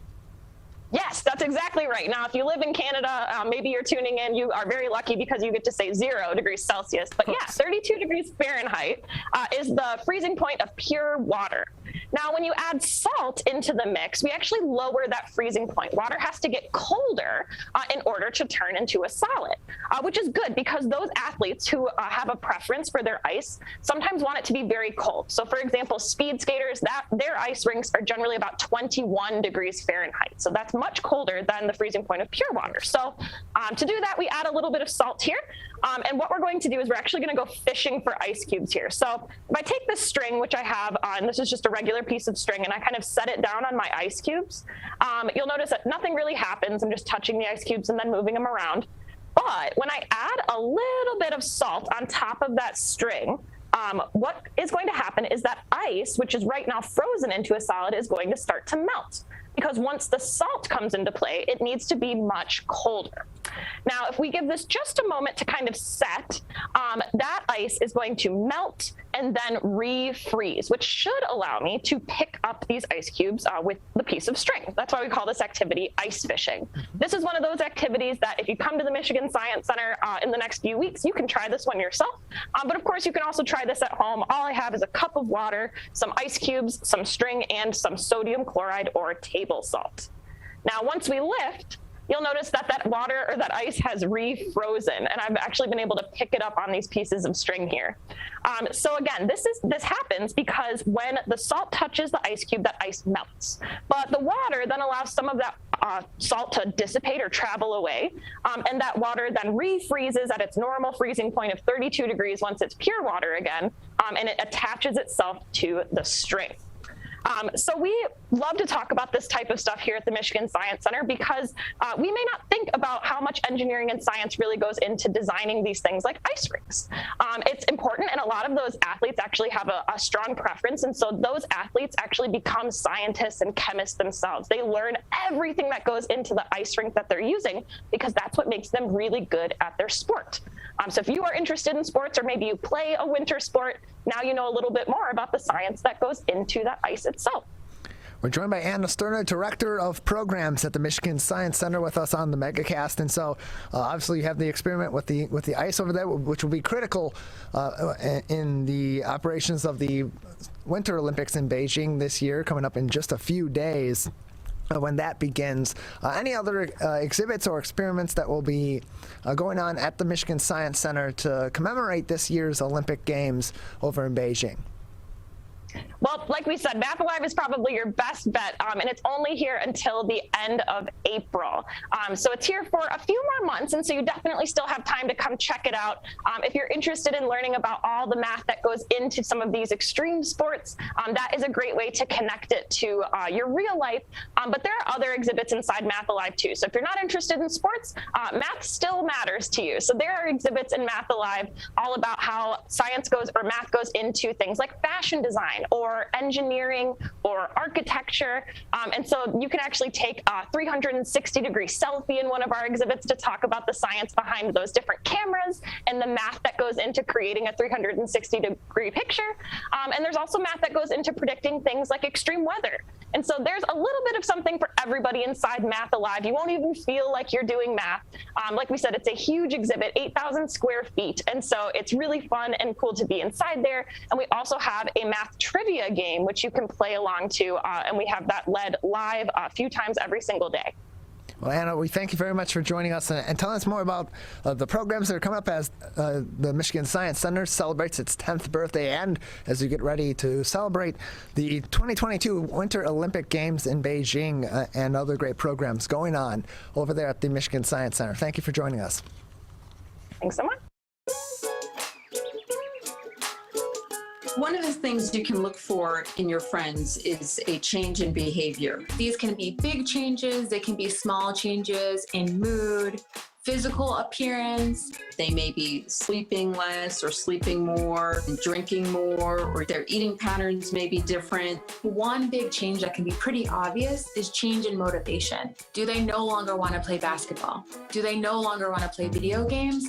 Now that we're spending more time online and in virtual settings, it's really important to pay attention to the language that your friend is using and the words they're using to communicate. So when we text our friends, are they taking longer amounts of time to respond? Are they not responding at all? You don't have to be an expert to try to recognize these signs. The second that you feel it in your gut and that you're concerned, that's the second to have the conversation and open the door to what might be going on. Whatever gets you talking. Today, it is easier than ever to join Michigan's Organ Donor Registry and help build a bridge of hope for organ, tissue, and eye donation. Just one person can potentially save or help improve the lives of up to 75 people. By joining, your legacy could be the gift of life. Sign up today at michigan.gov/SOS or at any of the more than 145 Secretary of State self-service stations located across Michigan. Be part of Michigan's Bridge of Hope by adding your name to the Organ Donor Registry. When times get dark, we can't see the help that's all around us. When you don't know where to turn, let 211 be your guiding light.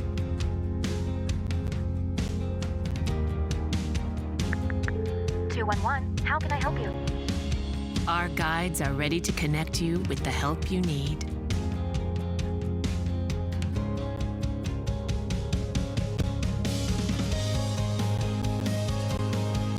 For help with food, healthcare, mental health, and other resources. Call 211 or visit 211.org. 211. Get connected, get help. If you are struggling to afford your internet bills during the pandemic, there's a temporary government program that may be able to help. It's called the Emergency Broadband Benefit, and it provides up to a $50 monthly discount on your broadband bill to qualifying households. Find more information about the program, including if you qualify and how to enroll, at fcc.gov/broadbandbenefit or call toll-free at 833-511-0311. A public service announcement from 89.3 Lakes FM. Whether you're the city, the county, or the Huron River Watershed Council, we work together to protect water resources for everyone. Most of the pollution entering our rivers is carried by rainwater that runs off roads, parking lots, and rooftops. A rain garden helps catch stormwater runoff. Rain gardens and their plants Help dirty runoff soak into the ground. You can do your part to help keep our water clean. Learn about rain gardens and native plants. So consider a rain garden in your home landscaping. Catch the runoff with a rain garden. There's one water, and it's ours to protect. I couldn't breathe at all. There was lots of talk about putting me on a ventilator. I thought I was gonna die. I was 39 weeks pregnant and had a scheduled C-section. During that time, I got COVID and was hospitalized for a month.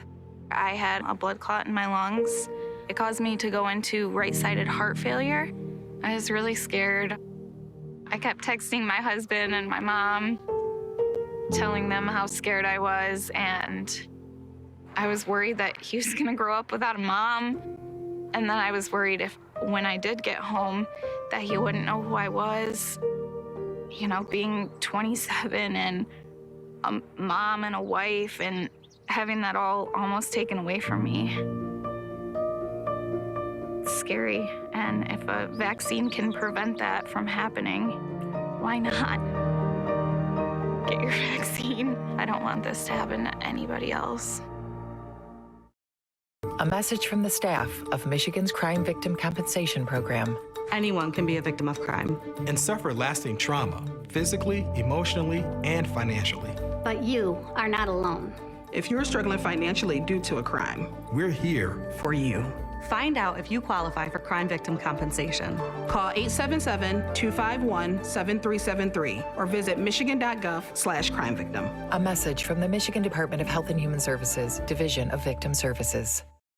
If you are struggling to afford your internet bills during the pandemic, there's a temporary government program that may be able to help. It's called the Emergency Broadband Benefit, and it provides up to a $50 monthly discount on your broadband bill to qualifying households. Find more information about the program, including if you qualify and how to enroll, at fcc.gov/broadbandbenefit or call toll-free at 833-511-0311. A public service announcement from 89.3 Lakes FM.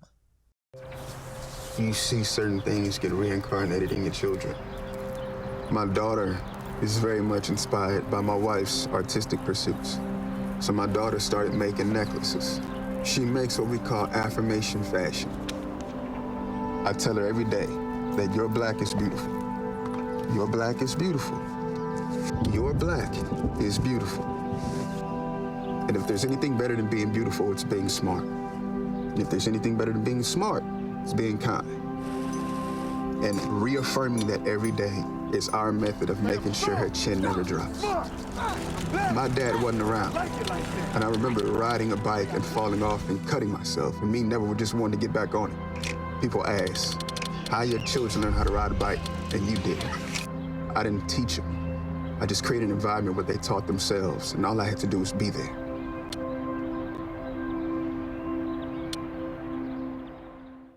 Whether you're the city, the county, or the Huron River Watershed Council. As partners working together to protect our water resources, we agree. Pet waste is the source of harmful bacteria in the Huron River. When it's left on the ground, it can wash into the storm drains. These lead directly to our streams. No filters, no treatment. Here's one thing we know that can help keep our water clean.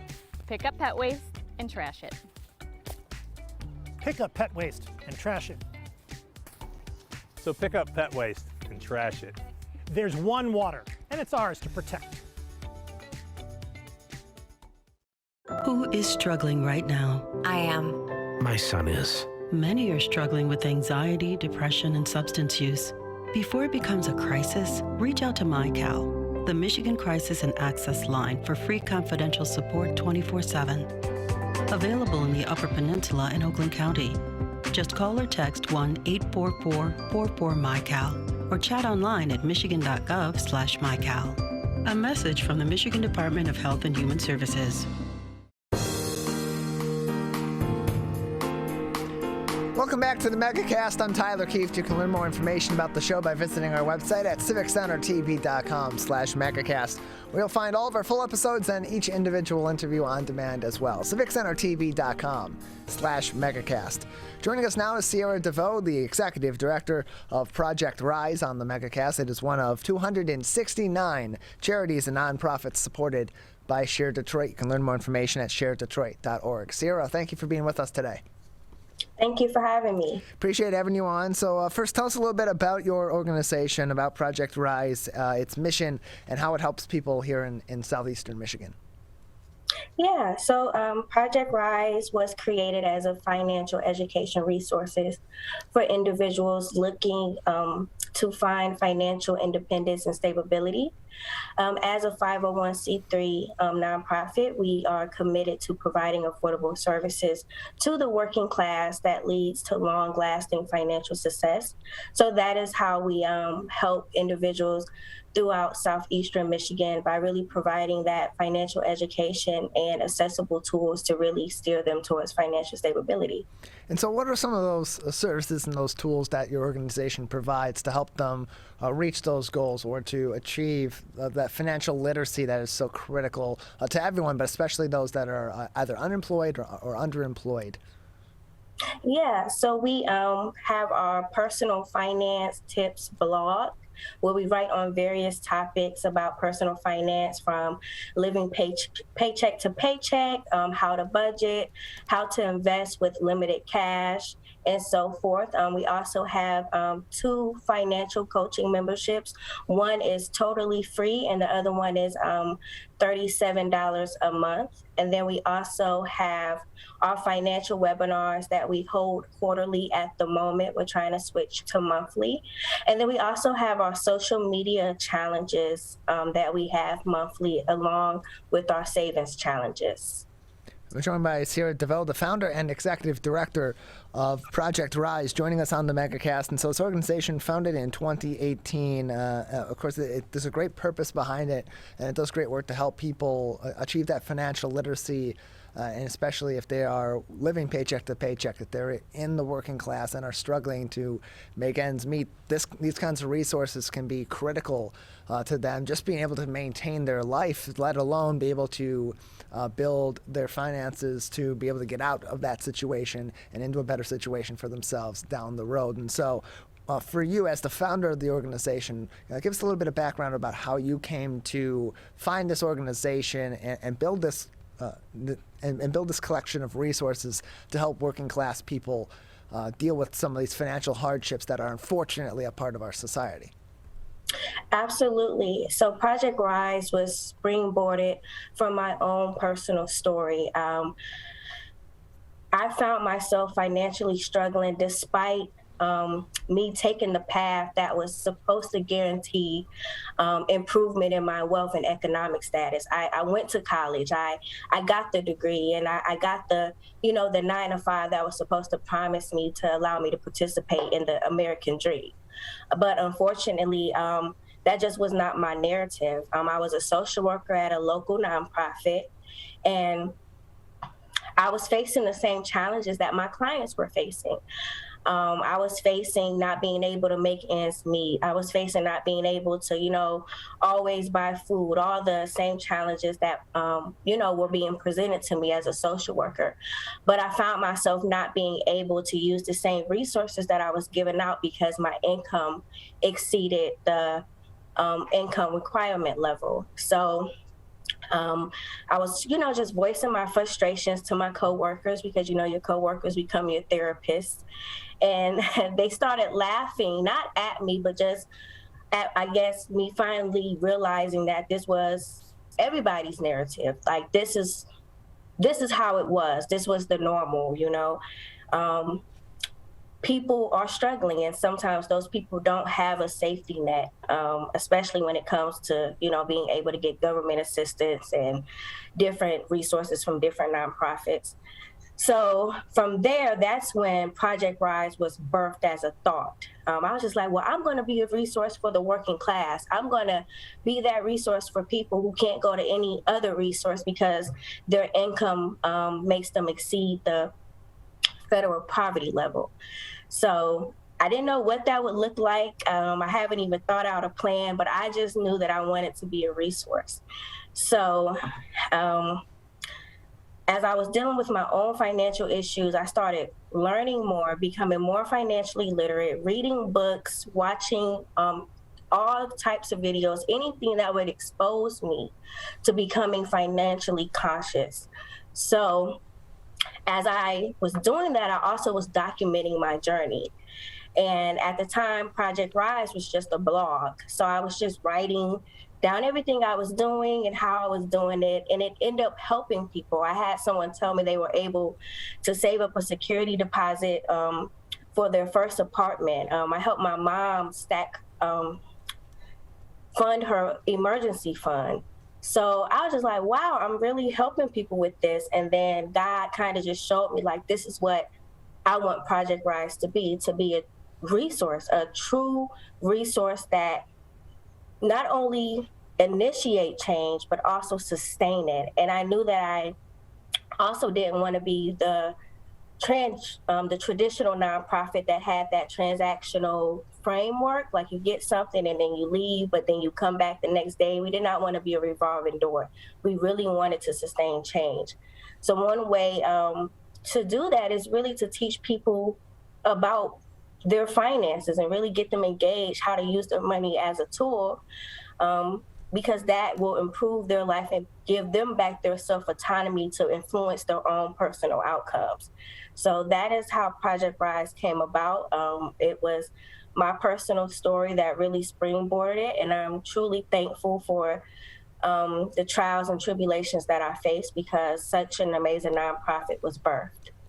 We're joined by Sierra DeVoe, the founder and executive director of Project Rise. You can learn more information as well as access their resources, their personal finance tips, blog, and more by going to projectrise.net. That's also where you can learn more information on membership and supporting their cause as well. Projectrise.net. That's projectrise.net. And so one thing that I really love about your website, about these resources, is that not only are you providing those resources for financial literacy so that you can start to get those that are in low-income situations, that are living paycheck to paycheck, that are financially struggling, can begin to gain the knowledge that they need to attempt at least to get a grip on their finances and figure out a path forward. But on top of that, you have additional resources and kind of a step-by-step plan from building your financial literacy to then improving your financial situation and then continuing to improve your financial situation while also helping other people. And that step-by-step nature, I think, is really impressive.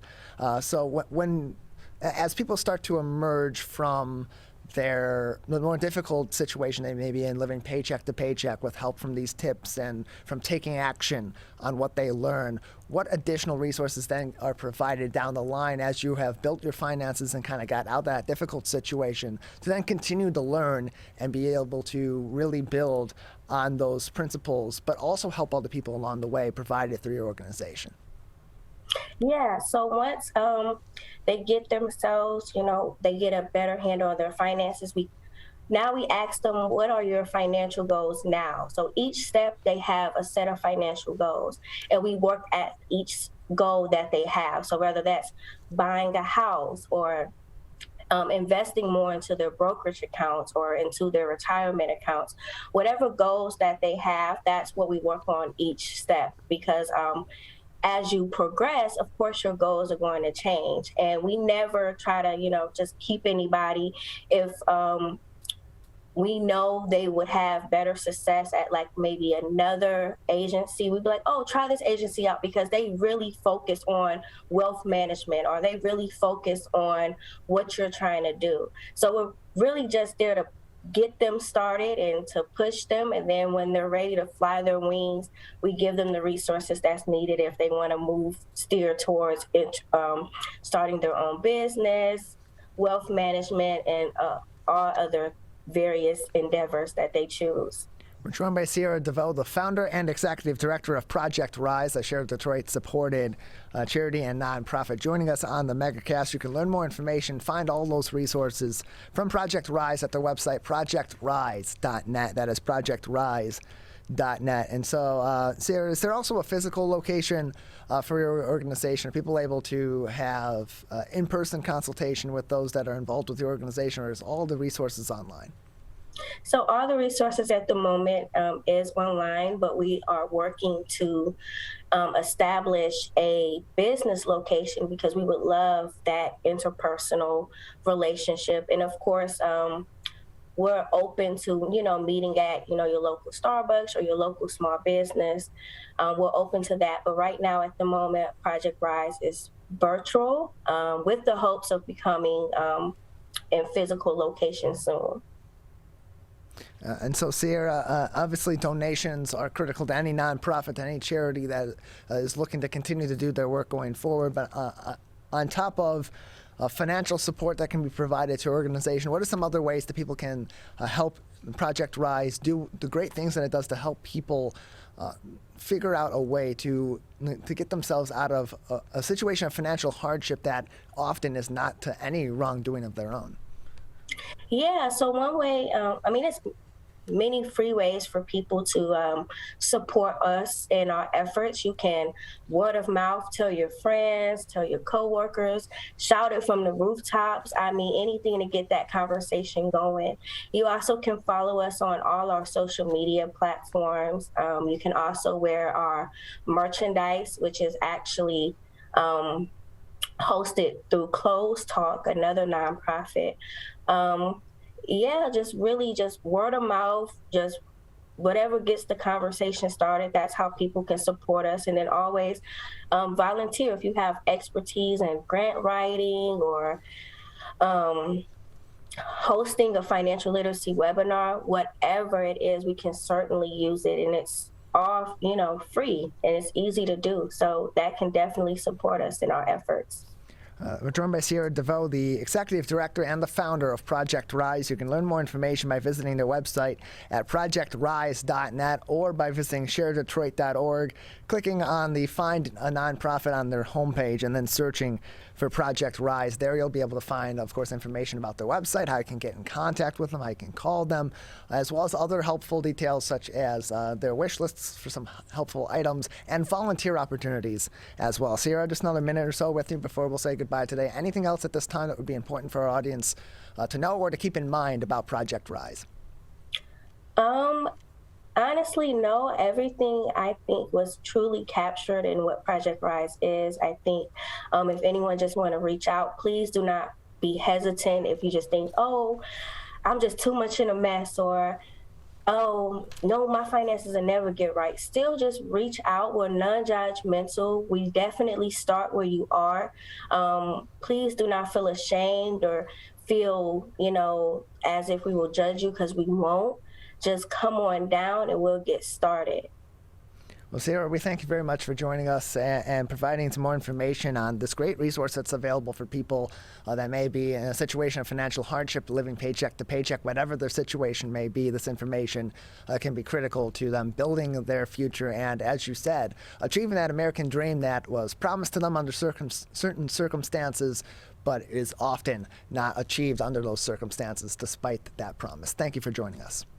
Thank you so much for having me. Appreciate it. You can learn more information again at projectrise.net. That's projectrise.net, or go to sharedetroit.org, and under there find a nonprofit link. You can search Project Rise. That is Project Rise. Get all that information you need, including volunteer opportunities, how you can help them out by purchasing certain items from their organization's wish list. Get access to their website as well at projectrise.net through Share Detroit's website at sharedetroit.org. That is sharedetroit.org. Big thank you to Sierra DeVoe, the founder and executive director of Project Rise, as well as our other guests on today's edition of the Megacast, the Michigan Science Center Director of Programs, Anna Sterner, for being with us on the program today. For Leah Heffner, the co-founder and owner of Awesome Mitten.